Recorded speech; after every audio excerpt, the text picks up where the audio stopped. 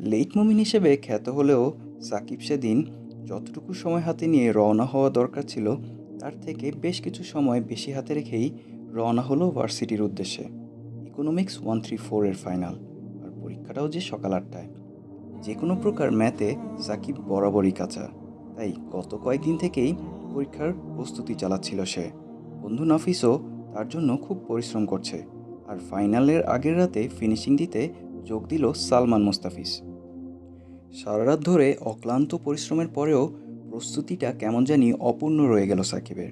রাস্তায় অনেক জ্যাম, সময় চলছে, ফাইনালের টেনশন, সব কিছু কেমন জানি ভুলে যাচ্ছে সাকিব।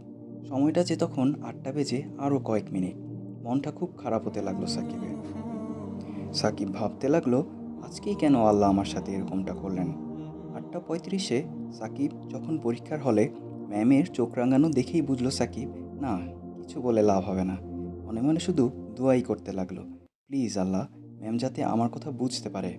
ভয়ে ভয়ে কাছে গিয়ে সাকিব বলল, ম্যাডাম, এক্সাম দিলে খুব খারাপ হবে আজকে। এই তো বকা শুরু।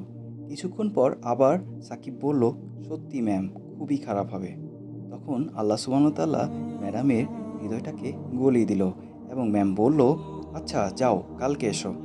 মনে মনে যে সাকিব কি খুশি তা ভাষায় বোঝাতে পারবে না। পরের দিন আবার ঠিক 8টায় এক্সাম।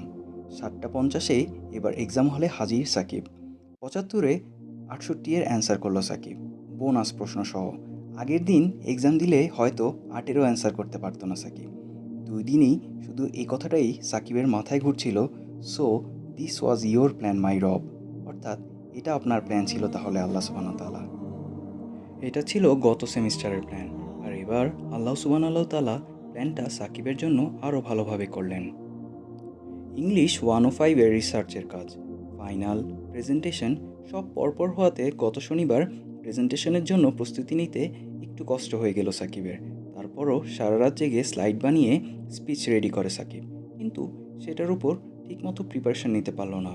জানতো প্রেজেন্টেশন দিলে তেমন একটা ভালো হবে না, তাই ইচ্ছে করেই পরদিন একটু দেরি করে যায় সাকিব, 5 মিনিট দেরি, এবং ম্যামের বকা শুরু। দোষটা সবসময়ের মতো সাকিবেরই, কারণ আগেই বলেছিলাম সাকিব লেট মুমিন নামে খ্যাত। অতঃপর রোববার প্রেজেন্ট করার সুযোগ দিলে ম্যামের শর্ত ছিল 7টা 30-এই আসতে হবে, এবং সে 7টা 30-এই গেল। কিন্তু বাকিদের প্রেজেন্টেশন হওয়ার পর সাকিবের প্রেজেন্টেশন হওয়ার কথা ছিল, কিন্তু সময়ের স্বল্পতার কারণে সাকিব সেদিনও প্রেজেন্ট করতে পারল না। একটু সাময়িকভাবে ধৈর্যহারা হলেও এমনভাবে প্রিপেয়ার ছিল সাকিব যে স্লাইড দেখা ছাড়াই পুরো স্পিচ তার মুখস্থ হয়ে গিয়েছিল। অতঃপর এই বৃহস্পতিবার অন্য সেকশনের সাথে সাকিবকে সুযোগ দেওয়া হয় প্রেজেন্ট করার জন্য, এবং আলহামদুলিল্লাহ তার প্রিপারেশন ভালো থাকার কারণে তার প্রেজেন্টেশন খুবই ভালো হয়। সাকিবের গল্পগুলো থেকে আমরা কি শিখতে পাই?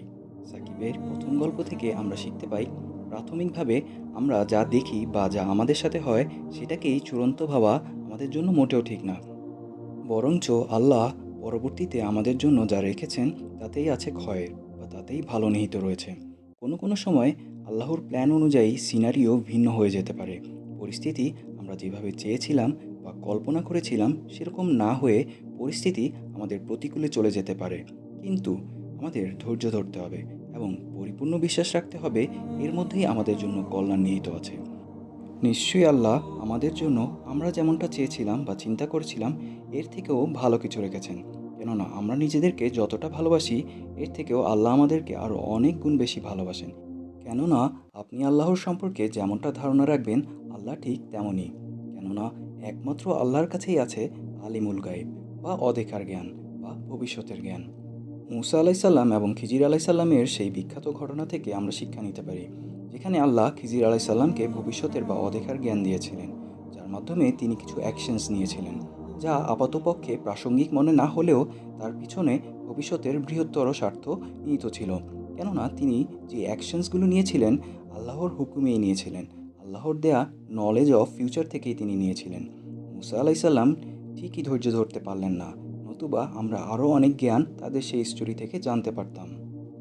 সাকিবের দ্বিতীয় গল্পটি থেকে আমরা শিক্ষা পাই, কোনো কোনো সময় আমাদের নিজেদের অবহেলার কারণে পরিস্থিতি আমাদের প্রতিকূলে চলে যেতে পারে।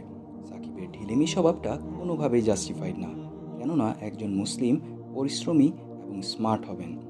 কিন্তু তারপরও কখনো কখনো আমাদের চেষ্টার পরও রেজাল্ট 100% নাও হতে পারে। সেক্ষেত্রেও যখন পরিস্থিতি আমাদের প্রতিকূলে থাকবে, আমাদের পরিপূর্ণ ইয়াকিন রাখতে হবে যে আমি আবার কামব্যাক করতে পারবো ইনশাআল্লাহ। চেষ্টা করতে থাকতে হবে এবং ফলাফল আসবেই আসবে ইনশাআল্লাহ। সাকিবের প্রিপারেশন বা প্রস্তুতি থাকাটা খুবই জরুরি ছিল। সে কারণেই তার সুযোগ আসা মাত্রই সে তার সুযোগকে কাজে লাগায় এবং ভালো প্রেজেন্ট করতে সক্ষম হয় আল্লাহর রহমতে। আমাদের মৃত্যু এবং জীবনের পরীক্ষাটাও ঠিক এমন। মৃত্যুর আগে আমাদের প্রিপারেশন যদি ভালো থাকে, তাহলে মৃত্যুর সাথে সাথে এক্সাম শেষ হওয়ার পর আল্লাহর রহমতে আমাদের রেজাল্ট ভালো হওয়ার সম্ভাবনা অনেক বেশি। আর যদি আমাদের কোনো প্রিপারেশনই না থাকে, তাহলে স্বভাবতই আমাদের রেজাল্ট খারাপ হবে। এক্ষেত্রে কিন্তু রিটেক বা রি এক্সাম নেওয়ার আর কোনো সুযোগ থাকবে না। আমরা আরও ধৈর্যশীল হব ইনশাআল্লাহ এবং আল্লাহর পরিকল্পনাতে পুরোপুরি আস্থা রাখব। আল্লাহ সম্পর্কে সব সময় ভালো ধারণা রাখব। জাযাকাল্লাহু খয়রান শোনার জন্য। হাসবি আল্লাহু লা ইলাহা ইল্লাহু আলাইহি তাওয়াক্কালতু ওয়া হুয়া রাব্বুল আরশিল আযীম। আল্লাহুম্মা সাল্লি ওয়া সাল্লাম আলা নবিয়িনা মুহাম্মদ।